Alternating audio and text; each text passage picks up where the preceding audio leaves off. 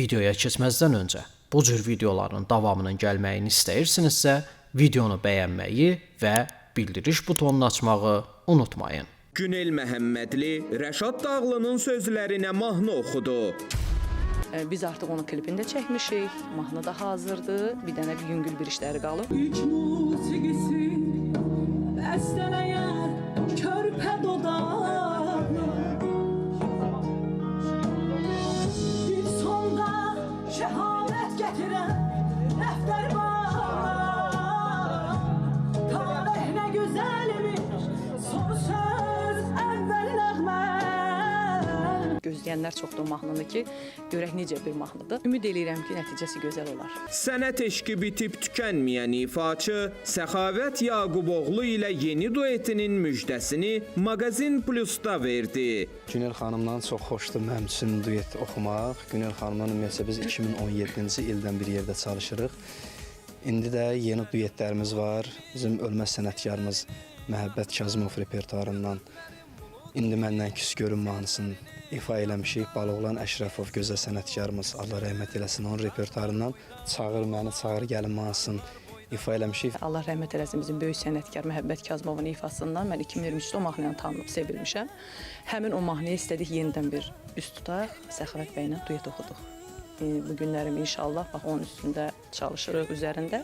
Tezliklə yayımda olacaq Allah'ın izni ilə. İndi məndən küs görüm, İndi məndən küs görüm, yersizumu küs görüm, dağlar boyda dağ olar,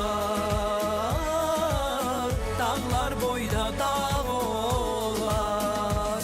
Mən də ki, çalışıram bayağı mahnılardan kənar olam. Nəsə xoşlamıram da. Düzdür, məcburən bəzən oxuyuruq, məcburən.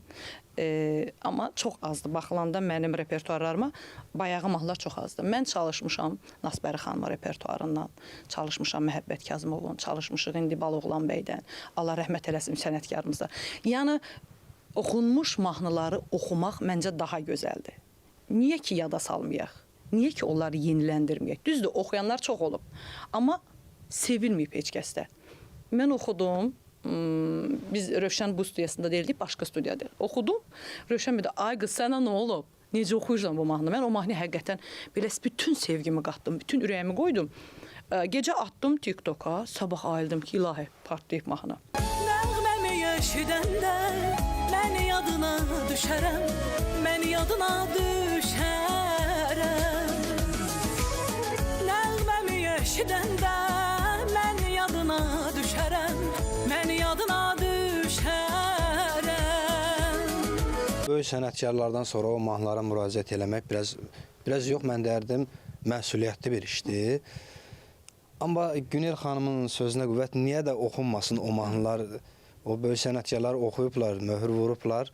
İndi o mahnılar yaşamalıdır da, o mahnıları da biz gənclər oxumalıyıq, yenidən sevilməlidir, yeni nəfəs verilməlidir. Mən inanıram ki, o mahnı yenidən sevilər bizim ifamızda.